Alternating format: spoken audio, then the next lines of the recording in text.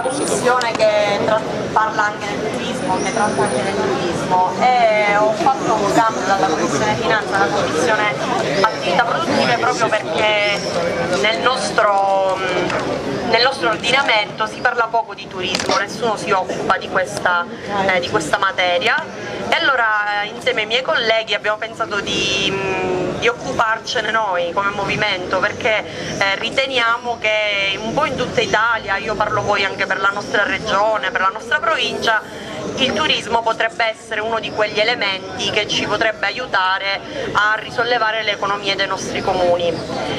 E oggi siamo venuti a sostenere la lista del Movimento 5 Stelle qui a Gela perché finalmente anche in questa città si respira l'aria del cambiamento a livello comunale, perché esattamente come stiamo vedendo in tutti gli altri comuni si delineano due possibilità: o votare gli altri, e poi vi spiego cosa intendo per gli altri, oppure votare il Movimento 5 Stelle. Gli altri perché? Perché i soliti politici si candidano, però questa volta con un vestitino nuovo, cioè nessuno si candida magari col simbolo del PD, col simbolo di Nuovo Centrodestra, ma magari preferiscono, secondo loro, fregare i cittadini candidandosi con liste che hanno il nome in genere di Amo Gela, Risolleviamo Gela, Aiutiamo Gela, qualcosa così. Queste persone cosa fanno? Dicono: cambiamoci il partito, cambiamo il simbolo, così la gente pensa che siamo nuovi, perché sanno che le persone sono stanche dei soliti partiti e della solita politica, e allora voteranno di nuovo per noi, però alla fine il succo è sempre quello. Cosa grave, cosa ancora più grave, è che spesso mettono anche delle persone nuove, delle persone che magari conosciamo perché sono nella nostra famiglia oppure perché sono nostri amici, e magari sappiamo che sono delle brave persone, nessuno questo lo mette in dubbio, però cosa succede? Che queste persone poi dovranno rispondere ai soliti che sono fuori, e quindi diventano inconsapevolmente anche delle marionette della vecchia politica. E quindi anche in questo comune è emerso lo scandalo di Gettonopoli. Qualche giorno fa avete fatto anche una manifestazione, e come è successo ieri ad Agrigento, le stesse persone che i cittadini chiedono di mandare a casa perché hanno contribuito a sperperare le finanze anche del comune si ripresentano e magari parlano anche di casta, parlano di sprechi, parlano di povertà dei cittadini, di aumento delle imposte, quando invece un atteggiamento poco virtuoso della politica è uno dei fattori che poi fa aumentare le imposte comunali. Allora, qual è l'alternativa? Le alternative sono due. Quella di votare consapevolmente il nostro movimento. E come si fa? La caratteristica del movimento è quella di presentarsi prima che con dei candidati, di presentarsi con un programma elettorale, quindi si lavora, si condivide con i cittadini, poi noi essendo movimento teniamo anche il nostro programma in movimento, quindi questo programma può evolversi, può adattarsi, può migliorarsi con delle proposte della cittadinanza, e si contraddistingue da tutti gli altri per la coerenza.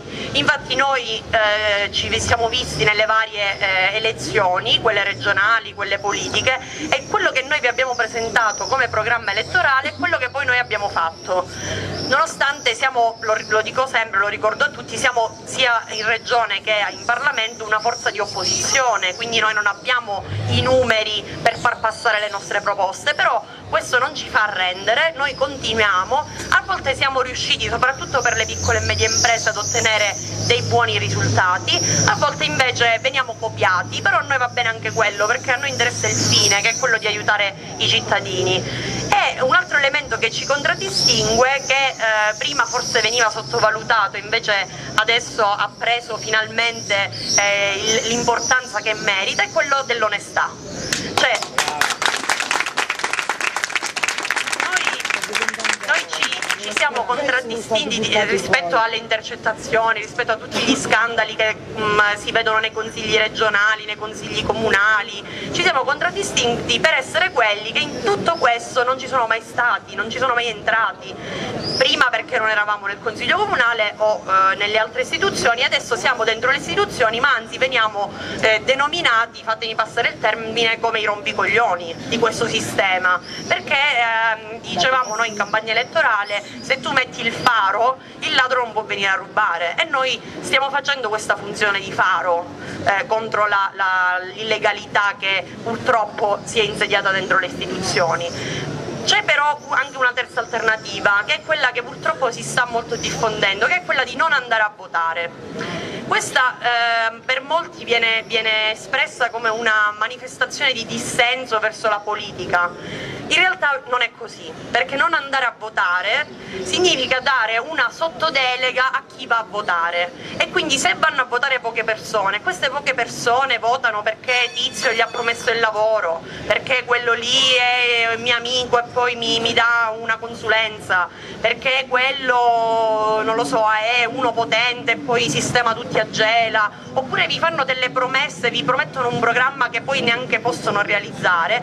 Allora quelle persone prese da queste false promesse magari voteranno delle persone che finora hanno fatto del male alla nostra città, e questo circolo negativo continuerà a porsi in essere. Allora cosa vi voglio dire? Che questo partito del non voto non è una soluzione, anzi è una situazione che andrebbe a peggiorare la nostra città, perché noi deleghiamo chi andrà a votare e probabilmente magari andrà a votare gente che noi non vogliamo come nostro rappresentante, perché io dico sempre che il popolo italiano è un popolo di gente onesta, che molto spesso negli ultimi anni è stata rappresentata da gente disonesta, quindi è questa l'immagine che istituzionalmente diamo agli altri paesi, di gente che corrotta, di gente che spreca, di gente che non sa attrarre i fondi europei, per esempio. Allora il movimento come si propone? Si propone come una forza concreta, perché abbiamo un programma elettorale che si può attuare. E come fate a conoscerlo? A parte internet, che è la nostra sede naturale, ma noi siamo sempre in piazza, perché appunto gli onesti non hanno niente da nascondere, allora si fanno vedere, parlano con le persone.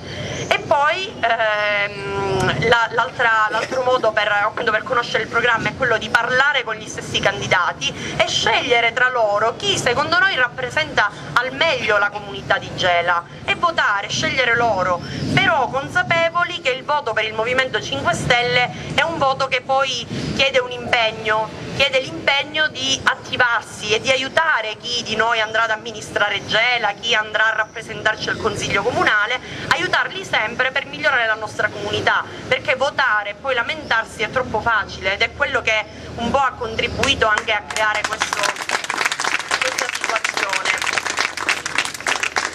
E per questo nostro primo incontro di oggi io vi lascio con questa riflessione: scegliete di votare consapevolmente, quindi informatevi con tutti su quali sia il loro programma, quali sono i loro candidati, e soprattutto parlate con i nostri ragazzi, perché loro potranno spiegarvi tutti i punti del loro programma e quale progetto hanno per Gela, perché la differenza tra noi e gli altri, a parte il programma che spesso ce lo copiano, è quello di avere una progettualità, cioè noi sappiamo che facciamo determinate scelte perché vogliamo arrivare a una visione generale del comune, della regione, dello Stato. Allora, io mi chiamo Roberto Fico, sono un deputato del Movimento 5 Stelle e presidente della commissione di vigilanza RAI, e sono di Napoli. Sono molto contento di essere in Sicilia e vengo sempre con piacere, perché al di fuori di ogni tipo di retorica è una terra che io amo tantissimo e la sento come un completamento anche della Campania e del mio essere napoletano. Conoscere il sud Italia e conoscere la Sicilia è un valore senza dubbio aggiunto, e mi piace anche molto ascoltare tutti i siciliani che parlano della loro terra e sento che ne parlano con tantissimo amore, e tutti dicono, ovunque sono andato in questi giorni, ma anche le altre volte, qua si potrebbe vivere di turismo, quasi è un museo a cielo aperto, ci sono delle risorse naturali fantastiche, c'è un sole, dovremmo solamente creare energie rinnovabili, c'è un mare straordinario, abbiamo tutto ma non riusciamo magari a fare niente rispetto a tutte queste tematiche. E allora, se tutti diciamo la stessa cosa, perché vi assicuro che come in Sicilia, lo diciamo anche in Campania, potremmo vivere con Pompei, potrebbe vivere tutto il Vesuviano, con Napoli potrebbe vivere tutta la città di Napoli, abbiamo le isole, come qui, e c'è qualcosa che blocca questo sviluppo, c'è qualcosa che blocca tutto questo. E allora io vorrei uscire da un paradigma psicologico mentale del fatto che vorremmo fare e non riusciamo mai a fare niente. Io non voglio più ascoltare le persone che si scoraggiano a dire tanto niente cambierà, tanto quando sarete lì dentro sarete tutti uguali. Allora questo non è vero, non è giusto, perché io oggi sono qui e dopo 2 anni in Parlamento non siamo tutti uguali, io lo voglio rivendicare forte.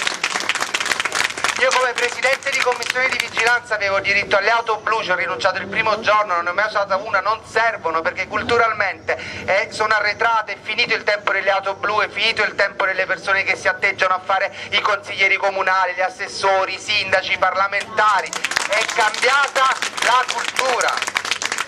Come Presidente di Commissione avevo diritto a 27.000 euro all'anno di stipendio aggiuntivo, ci ho rinunciato il giorno dopo in cui sono stato eletto Presidente e sono andato all'ufficio competenze della Camera parlamentare, della Camera dei Deputati e ho chiesto, io vorrei rinunciare a questo stipendio. Ha detto ma noi non sappiamo come fare perché non abbiamo il modulo perché non era mai successo nella storia. E allora ho detto lo facciamo adesso questo modulo, adesso abbiamo preso un foglio così con l'ispettore degli uffici di competenza, io lo giuro, abbiamo preso un foglio bianco, abbiamo scritto rinuncia all'inedità di funzione parlamentare, abbiamo messo una crocetta, firma sotto, una crocetta che non è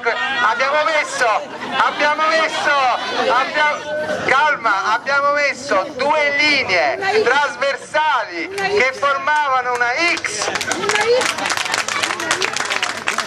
e sotto la firma è da 7 giugno 2013 la Camera dei Deputati ha un nuovo modulo per la rinuncia della doppia indennità di funzione. Abbiamo rinunciato ai 4.000 euro di spese di rappresentanza e vi voglio dire una cosa. La mia commissione ha un fondo di 30.000 euro all'anno che in tutti gli altri anni hanno speso fino all'ultimo. Oggi, dopo 2 anni, in 2 anni avevo diritto a spendere, avevamo come commissione 60.000 euro, abbiamo speso 280 euro. 280, ma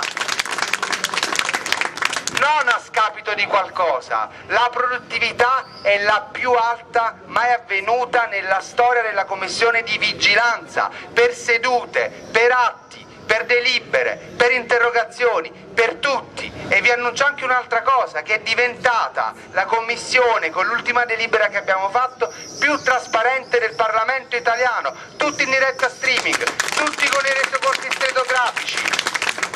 Non c'è un atto che non è più online di una commissione bicamerale, non era mai successo prima, a fronte di una commissione che risparmia più di tutte le altre commissioni. E allora non siamo tutti uguali, allora non si può fare, si può fare tutto. E quindi non ci sto più con le persone che mi dicono quando arriverete lì sarà tutto uguale, voi non cambierete niente, voi vi corromperete. Non l'abbiamo fatto, siamo qua. Se io oggi posso venire dopo 2 anni di Parlamento, io e Azzurra qui a guardarvi negli occhi, a essere tranquilli, in mezzo alla gente, senza scorta, senza cose ridicole, senza persone che aprono gli sportelli delle macchine, senza portaborse, è perché siamo rimasti come eravamo, perché abbiamo un sogno che è molto più grande di corrompersi per 4 spiccioli o per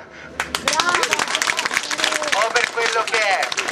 Noi stiamo costruendo un sogno e allora andiamo a vedere quando dicevano è impossibile che voi amministrerete dei comuni, invece lo stiamo facendo, l'abbiamo fatto, abbiamo 10 sindaci straordinari in Italia e 2 li avete qui in Sicilia e allora analizziamo cosa potreste fare anche a Gela rispetto a quello che hanno fatto i sindaci in Sicilia, delle cose straordinarie, cioè a Ragusa, Piccitto è riuscito a fare il trasporto pubblico gratuito per gli studenti. Questo significa anche diritto allo studio, dare la possibilità alle persone che studiano di spostarsi gratuitamente, e questo è un risultato. Hanno fatto anche l'assegno civico di solidarietà per chi in questo momento soffre, 316 euro al mese.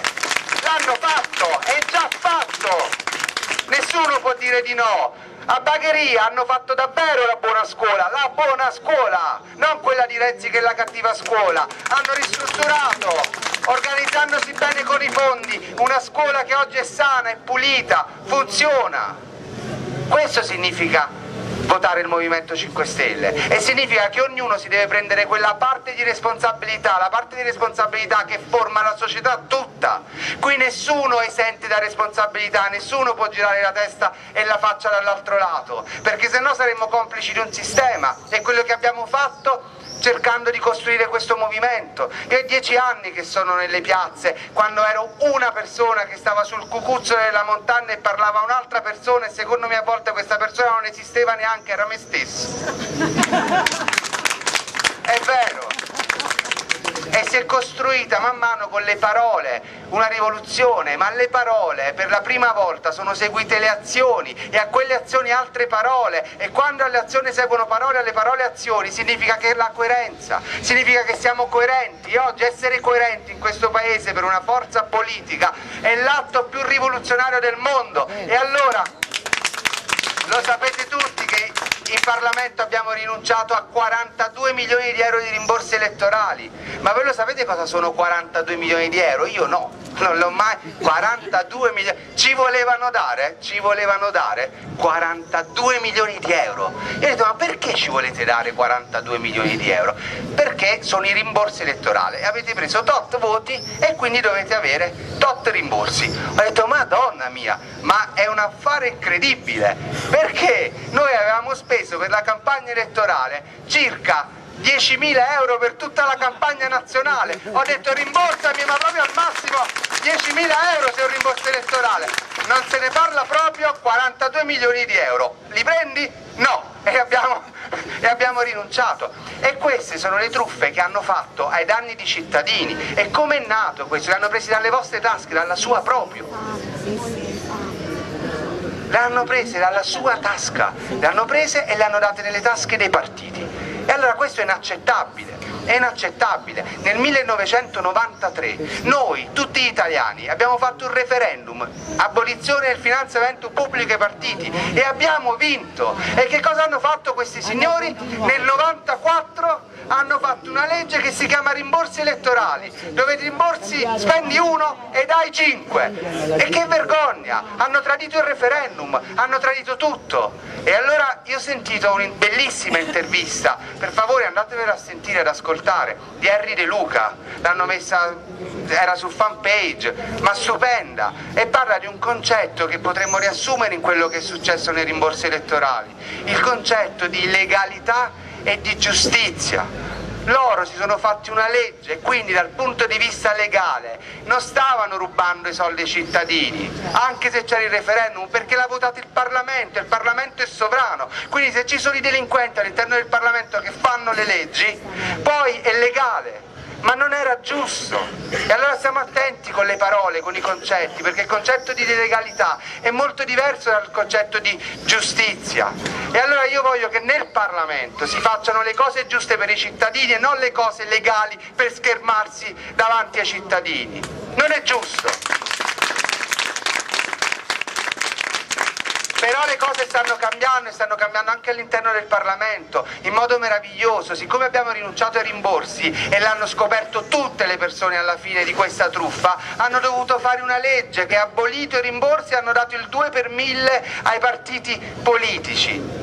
E il 2 per 1000 tramite le dichiarazioni di reddito nel 2014 solo 16.000 cittadini hanno dato il 2 per 1000 ai partiti politici, e per la prima volta nella storia il PD, non facendosi le leggi e quindi dandosi 10 milioni di euro all'anno, per il 2014 ha avuto 199.000 euro. E siccome, lo sapete tutti, il PD non esiste più, il PD non c'è, Il PD è una banca. È una banca.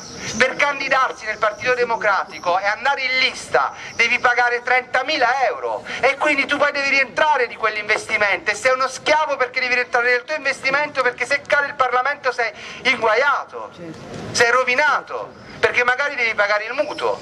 Ma se devi fare questo tipo di operazione devi fare un lavoro di un altro tipo, dipendente, investi in qualcosa, fai un'azienda, io non lo so, ma non puoi stare in Parlamento in questo modo. E il PD è una banca e quindi ha bisogno sempre di soldi, e se i cittadini gli hanno dato quest'anno, nel 2014, 199.000 euro, è sicuro che tra qualche anno prenderanno sempre di meno, fino ad arrivare nel 2018 a 0 versamenti da parte dei cittadini italiani. E quindi ve la do una notizia che sembra surreale, assurda, ma è vera. Nel 2018 il Partito Democratico chiude, è finito, perché una banca senza i soldi non funziona. E allora, se volete votare il PD avete ancora 3 anni di tempo, fatelo presto perché poi ve lo dimenticate. E allora bisogna assolutamente che ognuno si prenda le proprie responsabilità, e votare la lista qui a Gela, come votare la lista a Licata, come votare tutte le liste comunali del Movimento 5 Stelle, significa optare per una scelta. Allora significa che io voglio investire in questa terra votando il Movimento sulle energie rinnovabili, perché abbiamo il sole, abbiamo il vento, abbiamo il mare, abbiamo la geotermia, abbiamo tutto, e non voglio investire nelle trivellazioni petrolifere. E questo significa. È molto semplice, significa questo e nient'altro. Significa non costruire un inceneritore e significa fare un asilo nido, è molto semplice. È tutto il significato di come vogliamo investire i nostri soldi, che sono i nostri soldi. Usciamo da questo incantesimo, da quest'incubo che le persone che sono lì amministrano soldi di qualcun altro, non ce ne frega più niente, amministrano i nostri soldi e quindi sono vincolati a fare quello che diciamo noi, anche quelli eletti nel Movimento, anche quelli che saranno eletti nel Movimento dovranno fare quello che hanno scritto nel programma, se no se ne vanno a casa. Tutti, 2 legislature massimo. Estranei alle procure della Repubblica, tutti candidati del Movimento. In Campania hanno candidato delle persone incredibili nelle liste, quelle di Caldoro e quelle di De Luca, tra cui il primo condannato in primo grado è proprio De Luca. Ha detto: se io sono condannato in primo grado io almeno devo candidare il 40% della lista di condannati. C'è qualcuno in Campania che si è fatto rimborsare e adesso è di nuovo candidato ed era stato accusato di peculato, si è fatto rimborsare, ma sentite questa, se la racconto io non ci credo a raccontarla, si è fatto rimborsare la lozione per i capelli. Quando, fermi, ma quando siamo andati a vedere chi era questa persona era calvo. Ed è la verità. Il Movimento sta cercando di organizzare degli incontri straordinari tra polizia e cittadini, l'abbiamo organizzato in tutti i luoghi d'Italia, mettiamo insieme i cittadini e la polizia e cerchiamo di essere mediatori sulle domande, su cosa potrebbe servire, perché fate un lavoro difficile, difficilissimo, ed è un lavoro straordinario che va valorizzato. E quando si dice della polizia, quando sento Alfano, che dovremmo fare un monumento ad Alfano in ogni città della Sicilia, un monumento per così quando passiamo davanti diciamo noi, Alfano lì con quella statua è tutto quello che noi non dobbiamo essere come politici e come persone.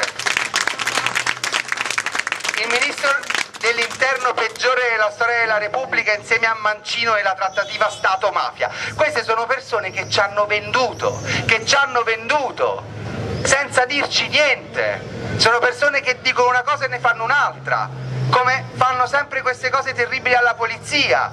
Dicono siete importanti, siete bravi, li usano, li sfruttano, e poi quando c'è da dare un aumento misero dei loro stipendi niente, quando c'è da mettere la benzina nelle macchine niente. Ci sono le squadre mobili in Italia che fanno un lavoro eccezionale contro la criminalità organizzata e spesso non hanno, le ho viste, non sono parole al vento, non hanno le fotocopiatrici, non hanno la carta per stampare una qualsiasi cosa che gli serve. E questo è lo stato che hanno queste persone in Italia che vivono e che fanno un lavoro complicatissimo. E allora se diciamo che dobbiamo riuscire ad aiutare la magistratura, la polizia, devono esserci le risorse. Allora io le voglio mettere lì le risorse, non le voglio mettere nella comprare gli F-35 che sono cacciabombardieri anche anticostituzionale, perché quest'idea che i soldi non ci sono è un'altra bugia enorme. Io vi voglio spiegare che il 9 maggio, domani, io stasera arriverò a Perugia verso le 11, mezzanotte, e faremo una marcia sul reddito di cittadinanza. Ma che cos'è il reddito di cittadinanza? Non ve lo voglio spiegare come un fatto, ve lo voglio spiegare con le parole di un tassista. Andavo alla RAI ieri per fare una visita istituzionale e il tassista da Piazza Marina di Palermo fino a Viale Strasburgo mi racconta che sua madre prende di pensione 500 euro e che lui cerca di integrargliela con 200 euro al mese. Ma a lui 200 euro al mese costano caro perché sono meno libri, meno tranquillità per le 2 figlie che ha. Questo è il reddito di cittadinanza. Se lo applicassimo in Italia, la persona, la pensionata, il pensionato di 500 euro al mese arriva a prendere fino a 780 euro al mese, perché sta un minimo sopra la soglia cosiddetta di povertà, e quella persona avrebbe 200 euro in più per pagare i libri alle figlie. È tutto qui, scegliere dove mettere i soldi. E allora invece di aumentare del 20% le spese militari di missioni all'estero falsamente di pace, perché sono tutti di guerra, noi li mettiamo qui i 16 miliardi di euro per il reddito di cittadinanza, e allora diventa una manovra economica, diventa il senso stesso per cui tu sei un parlamentare, perché se tu sei nel Parlamento e non riesci a aiutare le persone che sono in quel momento in difficoltà, ma che cazzo ci stiamo a fare in Parlamento? Che cavolo ci stiamo a fare? È l'unico motivo per cui tu sei in Parlamento, non ce ne sono altri, non ce ne sono altri. E non potete dirci, voi comunque siete lì perché prendete i soldi. No, perché anche lo stipendio l'abbiamo dimezzato della metà, rendicontiamo tutto e mettiamo su un fondo per le piccole e medie imprese, un fondo del microcredito. Io ho restituito da 2 anni 100.000 euro e ha fatto altrettanto Azzurra, probabilmente anche di più Azzurra. E allora non sta cambiando una cultura, non sta cambiando un mondo. Qua all'Assemblea regionale dell'Ars i nostri deputati si sono tagliati lo stipendio, l'hanno messo sul fondo per le microimprese, microimprenditoria, e hanno aiutato un birrificio che si chiama Messina, che ha riaperto grazie agli stipendi dei parlamentari. Ma voi nella storia dell'umanità vi sareste mai aspettato che con gli stipendi dei politici, della casta, si potevano aiutare le piccole imprese, che significa le famiglie, i figli, e stare un po' più tranquilli a passare una domenica in casa in grazia di Dio? No, non ce l'aspettavamo, invece è successo, e quindi le cose stanno cambiando. Il rifiuto chi dice non fate niente o non sta cambiando niente, sta cambiando tutto, ci dobbiamo solo svegliare. E vi dovete svegliare anche qui a Gela, sostenere le persone, fare fiato sul collo a loro, mettere temi nel programma straordinari. Qua potrebbe essere un laboratorio di energie rinnovabili straordinario, ma straordinario, che dà un lavoro nuovo, applicazione nella ricerca. Oggi dobbiamo cambiare i paradigmi, i concetti, non ci servono più grandi centrali che producono 1 milione di kilowattori, ci servono 1 milione di cittadini che producono un kilowatt per uno, risparmiano 1 kilowatt, e rete, distribuzione come del reddito, e cambia tutto. Questo significa sovranità, decidiamo noi a casa nostra, sovranità alimentare, sovranità energetica, sovranità democratica. L'abbiamo visto col MUOS che finalmente è stato bloccato dopo una guerra di cittadini, dei comitati, del movimento, di tutti. L'abbiamo visto col MUOS che non siamo potuti essere padroni a casa nostra, in una vallata stupenda. Sono andata a Niscemi, è commovente, ci sono dei fiori bellissimi, all'improvviso queste antenne stratosferiche per fare dei ponti con altri 4 punti degli americani. Perché? Chi l'ha deciso? Quando? Come? Allora io voglio che il mio tribunale blocchi quello scempio e quello schifo, e voglio che i siciliani si ribellino insieme al movimento. Siamo noi. E l'abbiamo fatto. E non ci fermeremo mai. E oggi sarò io, domani saranno altri in Parlamento, perché sono 2 legislature e via. E questo è stupendo. Chiudo dicendovi che Questa non è una forza politica che si oppone a un'altra forza politica. Usciamo da questa idea, non è una gara tra due forze politiche, la più brava vince. Questo è uno scontro tra due modelli culturali, tra due filosofie di vita, dove una mette al centro la persona, la felicità, la solidarietà, la voglia di essere comunità e tutelarci insieme, e un'altra mette al centro il mercato, i soldi, i grandi interessi, le lobby. E allora scegliamo di stare con le persone, con il sangue, con la carne, con le ossa, o con la finanziaria, le finanze, le banche? Questa è la scelta. Questo significa votare movimento, nient'altro. Quindi coraggio, coraggio.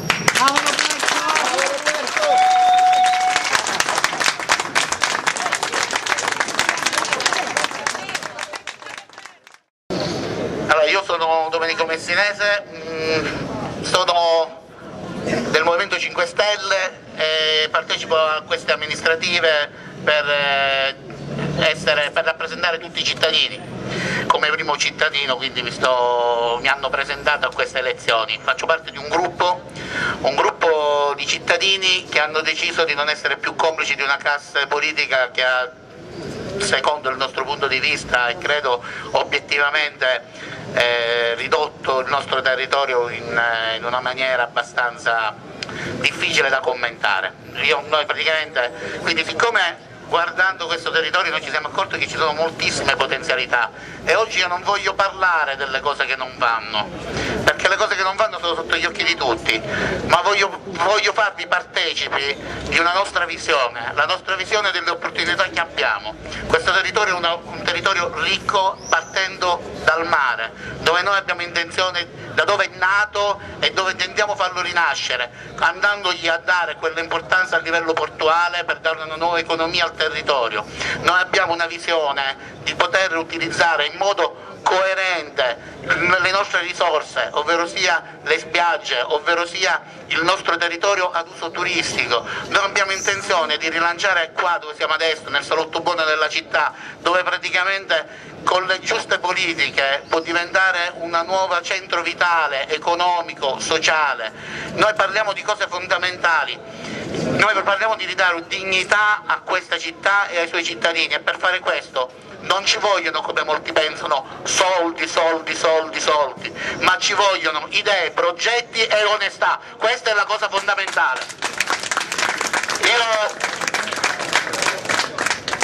vi invito tutti a venirci a trovare ogni venerdì pomeriggio verso le 19 in piazza Salandra, dove incontriamo tutte le settimane i cittadini e parliamo dei nostri progetti in dettaglio. Noi siamo abituati che quando abbiamo un'idea, prima di diffonderla la valutiamo a livello di sostenibilità, a livello di economicità, per poterla realizzare veramente. E la cosa importante è che quando noi diciamo una cosa, quella cosa, se diciamo che la facciamo è perché la vogliamo fare, non perché è solo propaganda, ed è questo che è importante.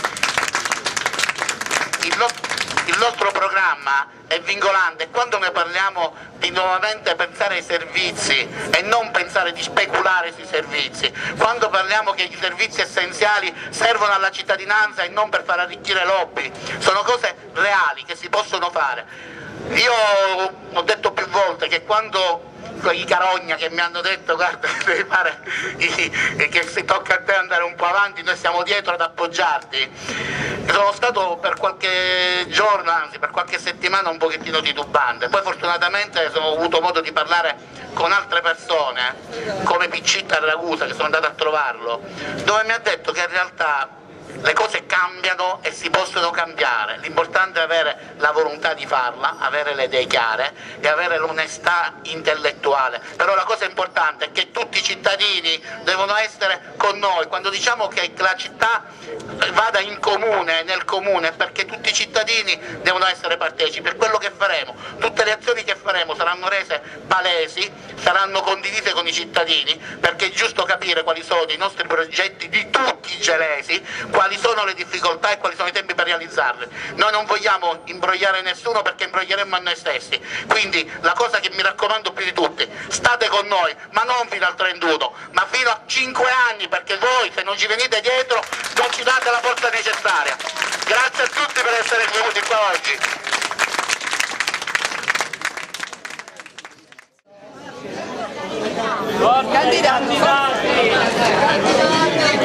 Candidati, allontanati.